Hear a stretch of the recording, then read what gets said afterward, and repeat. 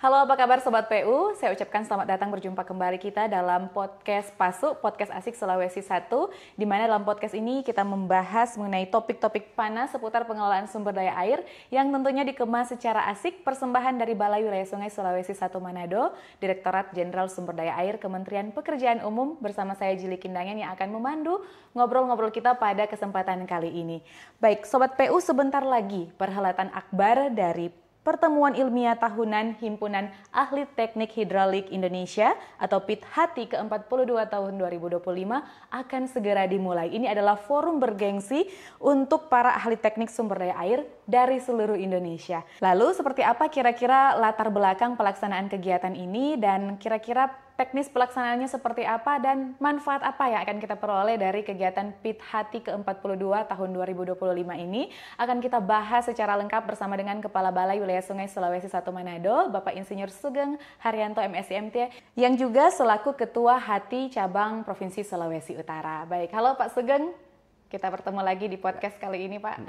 Dan kali ini kita membahas mengenai forum yang bergengsi ya, Pak, yang akan diselenggarakan di Sulawesi Utara. Ini yang pertama kali ya, Pak, diselenggarakan di provinsi kita?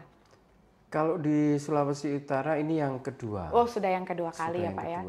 Oke, ini kali yang kedua dilaksanakan di Provinsi Sulawesi Utara. Nah, sebelum kita bahas nih Pak teknis-teknis pelaksanaannya, mungkin kita flashback sedikit nih Pak ya. Kira-kira apa sih yang melatar belakangi adanya pelaksanaan pertemuan ilmiah tahunan? Berarti ini sudah 42 tahun ya Pak ya dilaksanakan di Indonesia. Kira-kira latar belakangnya seperti apa? Setiap zaman itu tantangannya berbeda. Tantangannya berbeda, betul. Dalam pembangunan sumber daya air, dalam pengelolaan sumber daya air, ini berbeda-beda, tantangannya berbeda. Nah, para ahli hidrolik tentu saja harus menjawab tantangan-tantangan yang selalu berkembang berbeda, bahkan mungkin semakin kesini semakin meningkat tantangannya. Betul. Nah, untuk itu dibutuhkan inovasi yang dilahirkan dari riset dan pengembangan dari sebuah teknologi yang sudah ada dan sebagainya yang dilakukan oleh para ahli hidrolik. Nah, dalam forum yang dinamakan pertemuan ilmiah tahunan itulah para ahli hidrolik se-Indonesia itu menyampaikan temuan-temuannya, hasil risetnya, inovasi-inovasi teknologi terkait pengelolaan sumber daya air untuk didiskusikan dalam sebuah forum pertemuan ilmiah di mana nanti akan ada konklusi terhadap menjawab persoalan-persoalan pengelolaan sumber daya air yang ada sesuai dengan perkembangan zamannya. Tahun yang lalu kita melakukan PIT atau pertemuan ilmiah itu di Sorong. Di Sorong. Ya, nah hari ini tantangannya berbeda. Tantangannya beda lagi, berarti temanya baru lagi. Temanya juga berbeda, makanya ini menyesuaikan dengan tantangan yang berbeda itu tadi. Nah, tahun ini temanya adalah inovasi teknologi pengelolaan sumber daya air berkelanjutan menuju swasembada air, swasembada pangan, dan swasembada energi. Ini kita sesuaikan dengan apa yang menjadi tema besar atau visi pemerintah, yang salah satunya dalam Astacita itu adalah ketahanan air, ketahanan energi, swasembada pangan, dan sebagainya. Nah, ini kami sebagai ahli hidrolik ingin berperan dan tentu saja ingin menjawab persoalan-persoalan yang terkait dengan sumber daya air, energi, pangan, dan sebagainya tadi, supaya pemerintah, dalam hal ini pemerintahan Pak Prabowo dan Pak Gibran, dapat menjalankan visi dan misinya. Salah satunya tadi adalah untuk ketahanan air, ketahanan pangan, ketahanan energi. Ya. Oke, baik. Berarti dengan tema yang sudah dipilih ini, Pak, sudah ada keynote speaker-nya yang dipilih ya, Pak, ya, yang tentunya sangat mumpuni untuk membahas ini bersama dengan para teknik hidraulik Indonesia. Kira-kira keynote speaker-nya siapa aja nih, Pak? Untuk tahun ini ada 3 keynote speaker yang akan menyampaikan eh, paparannya kepada kita nanti dalam forum PIT ini. Jadi yang pertama adalah dari Universitas Gadjah Mada, UGM, Jogja. Kemudian yang kedua dari Institut Pertanian Bogor. Dan yang ketiga tentu saja dari tuan rumah ya, Universitas Samratulangi nanti akan menyampaikan pemikiran-pemikirannya yang didasarkan pada tentu saja pada riset yang sudah dilakukan oleh masing-masing keynote speak untuk pengembangan atau untuk inovasi dalam pengelolaan sumber daya air. Harapannya apa? Dari paparan narasumber yang sudah disiapkan ini akan kita dapatkan gagasan-gagasan baru yang bisa membawa kita menjadi lebih baik dalam pengelolaan sumber daya air. Baik. Kira-kira itu. Baik Pak, saya penasaran nih kira-kira gimana sih isi acaranya nanti, seperti apa dengan keynote speaker yang hebat-hebat dari universitas terkemuka yang ada di Indonesia dan juga dari tuan rumah juga ada dari Universitas Samratulangi Manado. Namun kita akan membahasnya setelah jeda berikut ini. Anda masih bersama kami di podcast PASU, Podcast Asik Sulawesi 1, dan tadi kita sudah membahas perkenalan atau latar belakang dari penyelenggaraan pertemuan ilmiah tahunan HATI untuk tahun 2025 ini seperti apa, keynote speaker-nya siapa aja, dan saat ini kita akan bertanya lagi Pak, lebih detail lagi kira-kira tadi kan sudah ada dari akademisi, dari praktisi juga sudah Bapak sempat sebutkan. Mungkin boleh dijabarkan lagi Pak, kira-kira siapa saja sih yang nanti akan terlibat dalam PIT HATI ini untuk membahas tema yang sudah ditentukan pada tahun ini, yaitu mengenai inovasi teknologi pengelolaan sumber daya air berkelanjutan menuju swasembada air, pangan, dan juga energi. Nah, kami mengundang seluruh anggota HATI Indonesia. Dari Sabang sampai Merauke untuk terlibat baik sebagai pemakalah ya, pemateri, tapi juga sebagai peserta. Kemudian kami juga menginginkan sebenarnya nanti akan mengundang pemerintah daerah yang ada di Sulawesi Utara ini. Insya Allah nanti kami juga akan mengundang bupati, wali kota, dan tentu saja Pak Gubernur nanti akan menyampaikan sambutannya dalam pembukaan. Nah, kami berharap ada yang diperoleh nih dari pemerintah daerah atau khususnya untuk masyarakat Sulawesi Utara dari kegiatan ini. Jangan hanya sebagai tuan rumah saja, tetapi juga akan memperoleh manfaat yang besar dari kegiatan yang ada ini, terutama inovasi teknologi yang nanti akan disampaikan melalui paparan-paparan di seminar atau di nanti kan ada sesi-sesi seminar bisa disampaikan. Nah, itu kita akan memperoleh sesuatu yang bermanfaat untuk masyarakat Sulawesi Utara. Itu yang kita inginkan sih.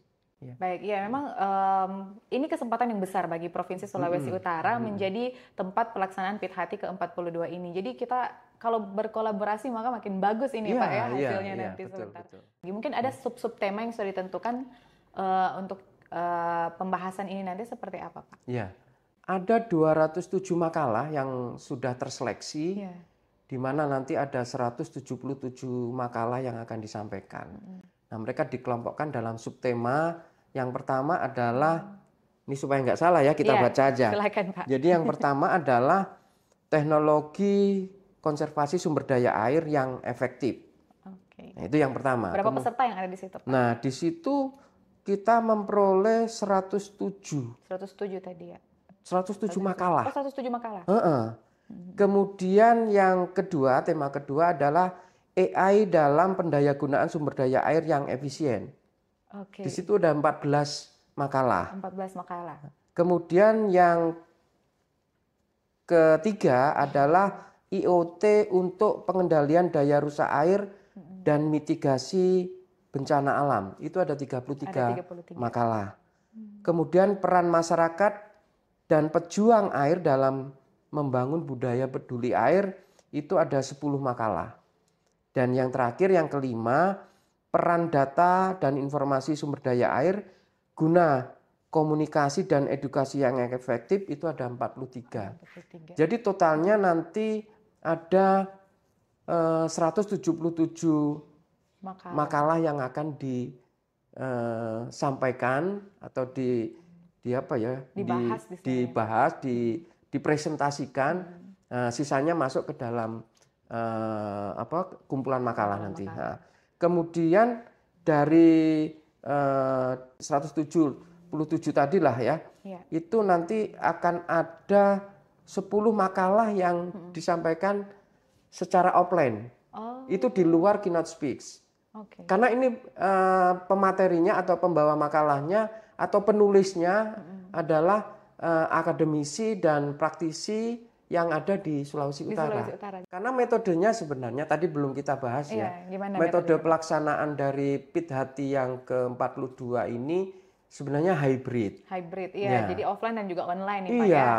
Sebenarnya kita pinginnya semuanya offline. Tapi nggak cukup waktunya kayaknya. Supaya saling ketemu, bersilaturahmi secara langsung dan juga menikmati keindahan Manado dan Sulawesi Utara. Betul. Nah, tapi karena adanya pembatasan terkait dengan anggaran dan sebagainya, kegiatan-kegiatan yang bersifat seminar juga dikurangi, maka tidak tanpa mengurangi makna dari kegiatan itu sendiri, maka kegiatan tahun ini dilaksanakan secara hybrid.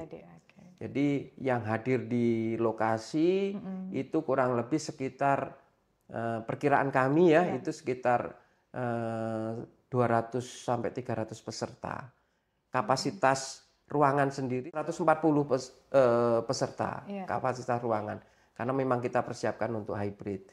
Sedangkan nanti keseluruhan termasuk pendukung acara perkiraan kami sekitar 200 sampai 300 orang. Oke, banyak. Nah, jadi semi offline ya. Ada hybridnya, tapi juga peserta yang lain nanti akan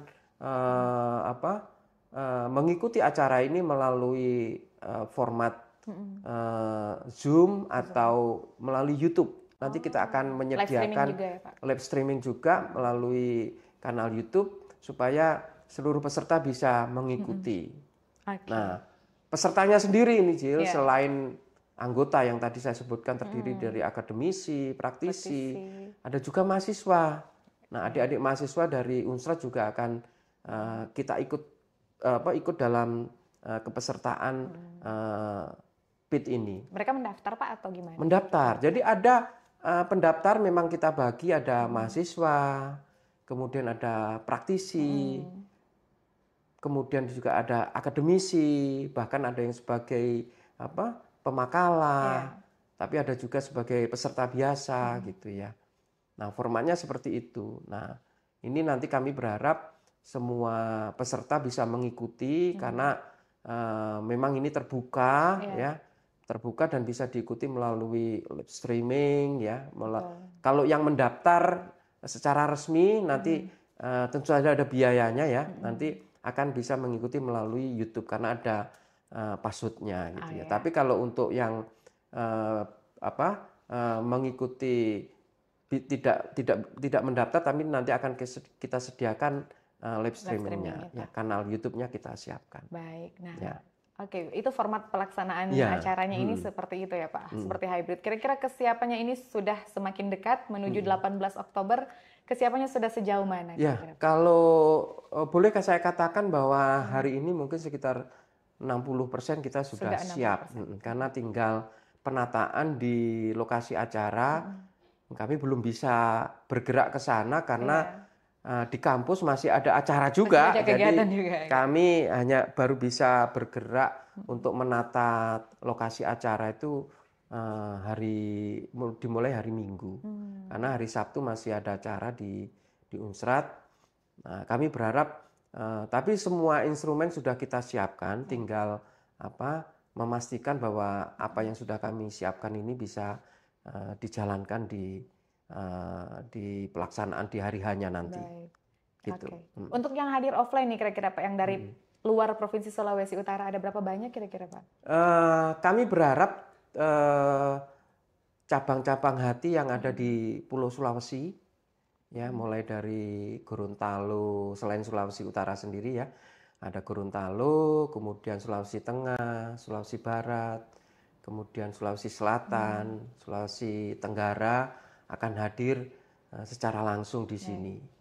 Kemudian juga Maluku Utara, ini yang aksesnya tidak terlalu sulit, tidak terlalu jauh, kami persilahkan untuk hadir, meramaikanlah acara yang ada di Manado ini, PIT Hati yang ke-42, sekaligus untuk menikmati wisata ya, wisata kuliner, wisata alam, wisata laut ya yang ada di Sulawesi Utara ini. Gitu. Baik, kita masih akan kembali lagi di sesi selanjutnya. Jangan kemana-mana, tetap di Podcast Pasu, Podcast Asik Sulawesi 1. Oke, terima kasih Anda masih bersama kami di Podcast Pasu, Podcast Asik Sulawesi 1, dan kita kembali di sesi yang ketiga di pembahasan kita mengenai pelaksanaan PIT Hati yang ke-42 di tahun 2025 ini. Tadi kita sudah bahas ya Pak, format acaranya nanti akan seperti apa. Ternyata kita membuatnya secara hybrid, ada yang online, ada yang juga offline, dan juga akan disediakan di live streaming juga nih untuk semua yang ingin menyaksikan pelaksanaan kegiatan kita. Dan kira-kira Pak, apa sih nanti yang akan disuguhkan dalam keberlangsungan kegiatan selain tadi yang akan ada break room itu ya Pak, yang akan membahas makalah-makalah ini? Kira-kira apa sih yang sudah panitia siapkan untuk para tamu yang akan datang ataupun para peserta yang akan hadir dalam kegiatan ini? Ya, jadi untuk pembukaan untuk pembukaan acara kita sudah menyiapkan sedikit atraksi budaya lah ya, untuk memperkenalkan kepada peserta yang atau anggota hati yang hadir secara langsung di Unsrat, karena nanti kita acaranya kan ada di Aula Fakultas Teknik Universitas Samratulangi. Nah, nanti ada pembukaan nanti ada prosesi budaya ya, kita tampilkan. Kita sambil memperkenalkan budaya Sulawesi Utara, budaya Minahasa ke seluruh Indonesia. Kita melibatkan paduan suara Universitas Samratulangi yang sudah berkali-kali memenangkan banyak kompetisi, kira-kira gitu ya. Kemudian nanti kita juga akan memperkenalkan tarian khas dari Sulawesi Utara yang tentu saja nanti dengan melibatkan sanggar tari yang ada di sini. Kemudian kami juga nanti akan menyuguhkan musik kulintang ya. Karena ini khasnya Manado, khasnya Minahasa ya. Betul. Ini kita tampilkan di sana. Nah, nanti di samping itu juga kami juga melalui kanal yang sudah kita buat pakai metaverse. Nanti di sana kita juga memperkenalkan budaya dan keindahan alam yang bisa diklik ya, kira-kira begitu. Bisa diklik di metaverse yang kita sediakan.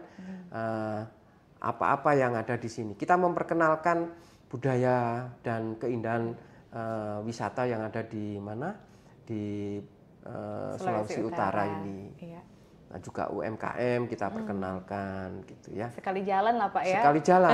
Sebenarnya juga kita up. Betul. Kami kalau ini konsepnya offline, lebih seru lagi gitu ya. Tapi karena ini konsepnya hybrid, jadi dan kira-kira ya 70%-nya kan hybrid ya. Offline. Online. Online ya. 30% Karena aja yang offline. Hanya pembukaan aja yang nanti selebihnya untuk sesi breakout room-nya atau makalah-makalah yang akan disampaikan sebanyak 177 tadi sebagian besar adalah online gitu. Kalau online jangkauannya sebenarnya lebih luas. Betul. Sampai hari ini informasi yang kami terima dari sekretariat sudah sekitar 700 lebih yang mendaftar secara online. Nanti kalau ditambah yang hadir di sini 140 kapasitas ruangan dan pendukungnya mungkin ya sudah hampir 1000. Kami sendiri menyiapkan sampai 1000 kapasitas untuk join itu ya Pak? Ya, untuk join di Zoom-nya itu kurang lebih 1000 kita siapkan. Tapi nanti kita lihat perkembangan, kalau memang ada penambahan terus-menerus sampai lebih dari itu, kita akan tambah bandwidth-nya supaya peserta lebih banyak lagi. Betul. Nah, karena kami ingin sebenarnya bukan hanya anggota hati, tetapi masyarakat yang peduli dengan pengelolaan sumber daya air di seluruh Indonesia bisa mengikuti ini. Gitu ya. Betul, jadi bukan hanya anggota. Kadang-kadang kita berpikir anggota saja, tapi tidak. Kita sudah mengkampanye ini kemana-mana supaya bisa semua pihak, semua yang mempunyai kepedulian terhadap sumber daya air bisa mengikuti. Baik nanti dari kanal yang kita sediakan melalui Zoom maupun live streamingnya juga bisa diikuti. Baik. Gitu, Jeli. Saya sudah bisa merasakan meriahnya pelaksanaan PIT ke-42 ini, sudah nggak sabar lagi Pak. Oke, selain tadi sudah disampaikan, ternyata ada banyak multiplier efek yang didapat dari kegiatan ini. Dari sisi pariwisata dapat, UMKM dapat. Nah sekarang manfaatnya lebih ke teknis lagi nih Pak, dari pelaksanaan kegiatan PIT Hati ke-42 ini yang boleh dirasakan oleh baik peserta dan juga yang tadi Bapak sampaikan, semua yang peduli akan pengelolaan sumber daya air ini seperti apa? Ya. Saya ngomong manfaat untuk Sulawesi Utara aja deh ya, silakan, karena Pak. saya cabang Sulawesi Utara ini. Iya betul. Jadi ada 10 makalah yang tadi akan disampaikan secara offline. Itu berasal dari akademisi dan praktisi yang ada di Sulawesi Utara. Ya. Nah, penelitiannya tentang Sulawesi Utara. Tempatnya di sini. Nah, kami berharap ke depan dengan hasil riset yang nanti disampaikan melalui PIT ini, pertemuan ilmiah ini, oleh para akademisi maupun para praktisi yang berasal dari Sulawesi Utara, wilayah atau daerah atau provinsi Sulawesi Utara atau masyarakat Sulawesi Utara itu memperoleh manfaat. Harapannya apa? Pengelolaan sumber daya air menjadi lebih baik tentu saja. Pastinya. Nah, kemudian manfaat akan sumber daya air itu menjadi lebih adil dan merata. Ini harapan utama kami. Jadi inovasi yang dihasilkan dari riset yang sudah dilakukan oleh peneliti di Sulawesi Utara yang nanti akan disampaikan itu yang kami harapkan manfaat besarnya. Iya, baik. Gitu, Jil. Baik, nah tadi kan sudah disampaikan juga peserta-pesertanya siapa aja, ternyata akan ada juga dari mahasiswa nih Pak ya. Mungkin ini boleh sekaligus jadi closing statement Bapak juga. Kira-kira nih dari banyak mahasiswa, akademisi, mungkin profesional muda juga akan hadir ataupun akan mengikuti secara online. Nah kira-kira pesan Bapak boleh ditambahkan nih dalam closing statement. Pesan Bapak juga untuk generasi muda, teknik sipil maupun lingkungan yang juga ingin ikut berkontribusi di dunia sumber daya air, pengelolaan sumber daya air ini kira-kira seperti apa? Silakan dilanjutkan dengan closing statement Bapak. Ya, jadi gini, dulu hati itu dilaksanakan atau PIT Hati ini sering dilaksanakan di hotel. Atau kebanyakan di hotel, di gedung-gedung besar. Kemudian saya lupa tahun berapa pimpinan Hati pusat mengambil kebijakan, kalau seperti ini maka Hati seperti Menara Gading, begitu ya, tidak tersentuh oleh kita semuanya. Nah sejak itu pertemuan ilmiah Hati ini di kampus. Bahkan Hati itu ada kerjasama dengan banyak kampus untuk melakukan riset. Ya. Nah, riset itu bisa dilakukan oleh dosen-dosen, para akademisi, tapi juga oleh para mahasiswa. Nah, kami dari Hati cabang Sulawesi Utara sebenarnya ingin mendorong para peneliti, baik dari akademisi maupun dari praktisi, bahkan juga dari adik-adik mahasiswa, ayolah ambil penelitiannya, ambil skripsi tesisnya gitu ya, tentang hidrolik, ya, tentang ilmu hidrolik, atau nanti kalau lebih luas lagi tentang sumber daya air. Nah, kami dari Hati punya misi itu, jadi kita ingin berperan mendorong generasi muda para adik-adik mahasiswa itu untuk selalu bisa mengikuti atau ya ikut berkontribusi lah dalam pengelolaan sumber daya air melalui disiplin ilmunya.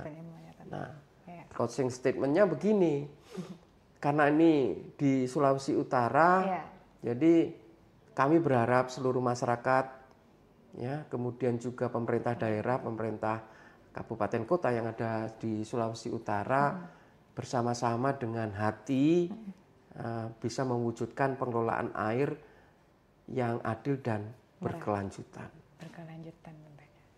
Oke, terima kasih. Pak. Terima kasih Pak untuk pembahasan kita mengenai pelaksanaan PIT Hati ke-42 tahun 2025 ini. Dan tentunya dari perbincangan kita nih Pak ya, ternyata dari forum Hati ini kita belajar bahwa ilmu dan praktik di lapangan ini harus berjalan beriringan ya Pak ya, demi pengelolaan air yang berkelanjutan dan tentunya bermanfaat bagi seluruh lapisan masyarakat. Yang adil dan merata. Yang adil dan merata serta berkelanjutan. Itu dia kuncinya. Oke, demikian episode kita kali ini bersama dengan Kepala Balai Wilayah Sungai Sulawesi Selatan Manado yang juga selaku Ketua Hati Cabang Provinsi Sulawesi Utara. Semoga sukses untuk PIT Hati ke-42 di Bumi Nyior Melambai, Sulawesi Utara. Dan demikian untuk podcast kita di edisi kali ini. Jangan lupa juga untuk menantikan episode kita selanjutnya yang tentunya akan membahas topik-topik hangat lainnya yang tentunya membahas mengenai pengelolaan sumber daya air yang ada di Provinsi Sulawesi Utara. Saya Jelikan Angin pamit undur diri dan sampai jumpa.